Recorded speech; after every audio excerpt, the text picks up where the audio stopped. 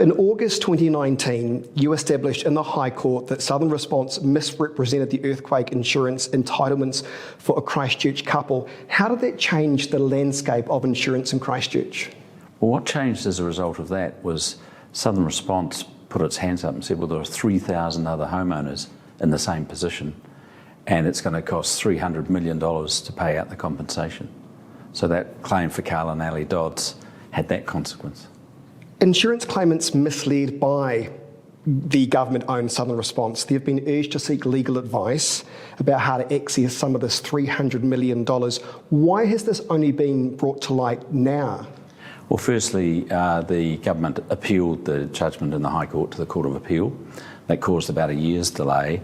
And then after we were successful in the Court of Appeal, the Southern Response wanted to settle with everyone individually, but the Ross class action said that as they had a class action going, Southern Response couldn't do that.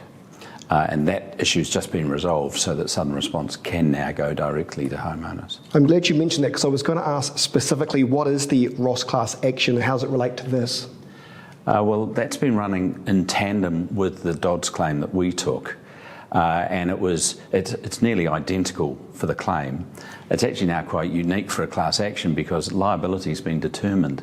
It's actually got nothing to do, and that's why the government or Southern Response has said we want to go direct to the homeowners and just pay up. How will people know if they're eligible to get some of this money? Well, it's anyone who had a house that had earthquake damage, where their insurance was with AMI, who became Southern Response, where they cash settled before 1 October 2014. And they are highly likely to be eligible. Can people still be eligible if they didn't opt in or get notified of the class action though? Yes, so there's about 3,000 homeowners who are eligible. There's only about 250 registered for the class action. The rest are in it. They don't know they're in it. And they're entitled to opt out of it as long as they do that before 20 December. That's not too far away. It's really close. So it's very urgent that people need to get independent legal advice. They need to get advice about their eligibility, whether they should opt out of the class action and get their compensation from Southern Response. How is the compensation calculated?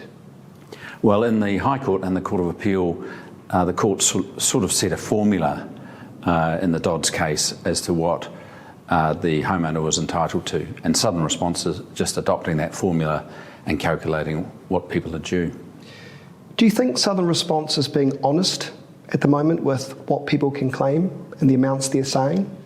Well, we've had over 100 homeowners come to us with these claims, and we've settled just under 30, I think, so far. We check all the calculations that Southern Response is doing, and they can be quite complicated from case to case, and they've been correct in all of them so far. So, that's good news, but it does need to be checked because each case can be quite different from the other. I guess what people also want to know is how long will this process take? If somebody engages with a lawyer, then how long is it going to take? Because as you would know, people are sick of waiting. And that's fair enough. So it's actually quite quick now.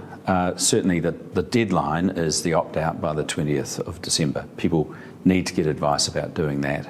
Otherwise, if they don't opt out, they stay in the class action. We're finding that Southern Response is dealing with most of the claims we're putting in within sort of 4 to 6 weeks. So that's pretty quick. If people opt out of the Ross class action, will this mean that those choosing to stay opt-in will pay a higher percentage though? Well, I should say we support the use of class actions as they're really important to get access to justice. But as I said before, this is quite a unique case now where liability's been determined, so the class action actually hasn't got much to do. So the justification for charging people a success fee isn't really there anymore. So in this case, I think Southern Response should pay the class action's fees, but there shouldn't be a success fee on top of that. So if that's how that works out, then people in the class action will just pay their proportion of the legal fee and may not be exposed to the success fee. But if the funders are successful in the class action and are entitled to a success fee, then they are saying at the moment they'll take 27%, but that will be of the homeowner's compensation, and it won't be a bigger percentage because there's less people in the class. Can the compensation payment be challenged? What if somebody thinks they deserve more than what's being offered? We have had several homeowners who've said they want more than just the amount calculated on the Dodds basis, but that's quite a separate issue, and they may be entitled to do that, but they're starting again really, and we're more than 10 years on. If they've waited this long, it's hard to imagine they really want to pursue their own claim for a bit extra. Can I opt out if I've already signed with the likes of GCA? Well, I think GCA is running two systems. There's a number of people who have actually signed their agreements, and I think if you've actually signed the GCA agreement and the funding agreement, you need to talk to GCA and say, if I stop now, what's my position? What do I owe you? But there's also a number of people who've registered interest with GCA. Now, they haven't signed the agreement, and they would be able to opt out, provided they haven't signed. Why engage with a lawyer if this is kind of something that people will be able to get in the first place? We are urging people to get independent legal advice. The class action is actually quite a complicated structure, particularly those who've signed up, but it's quite complex to figure out what's going on there. And then you'll need to have someone check the calculation that Southern Response is doing of what you're entitled to. You also need some advice on the settlement documentation that Southern Response will require you to sign again. They want to make sure that this time it is full and final and forever, and they're encouraging people to get advice on that. Here's a curly question for you. Can you give me some sort of ballpark figure as to how much it may cost to engage with a lawyer? The legal fees will range. If you go to your family lawyer, ask them what will they charge you for this. We're actually offering a fixed fee of $2,500 plus GST, and Southern Response will contribute $2,000 towards the legal fee. So that's a net fee of $875. And on average, the compensation's about $100,000. So if people stay in the class action, will they get more money than, say, opting out? It's highly unlikely the compensation paid to people in the class action will be any more than for those who are opting out, and it's highly likely that the costs of staying in the class action are much greater than if you opt out.